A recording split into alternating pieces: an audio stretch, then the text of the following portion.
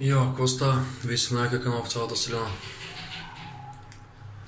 Включвам се с едно малко кратко видео относно дървото, което гледам и нейлоните, които са оплели по клоните му. Не знам дали е бор или ела, или смърч, но е еколисно.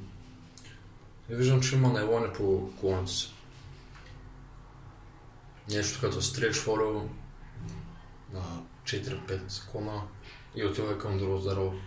И се замислям, аз ако съм на това дърво и лицето ми увито в фолио, дали ще ми е приятно да дишам или пък да съм задушен нон-стоп, докато не се разгради шибане на елон след 340 години. И призвам и към хората, които си схвърлят бокуците по земята, по хората, които към всички хора, защото всички ми призва в това нещо.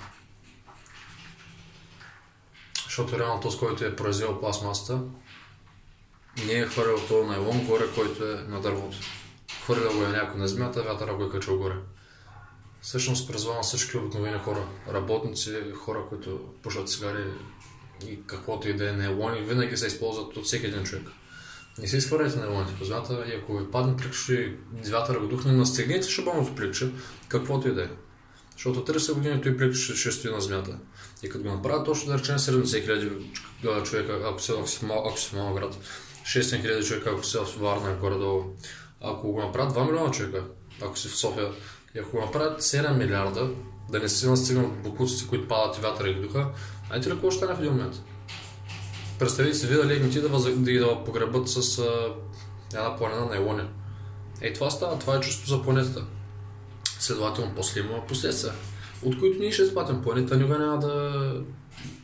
Не никога, но планетата еволюира. Тя ще се изчисти, тя ще просто ще се съхрани. Ние се патим. Тъй, че не трябва да режем клона, на който стоим. Надявам се да ме разбрахте. Успех ви пожелавам. Прекрасен ден и скоро. Бъдете здрави!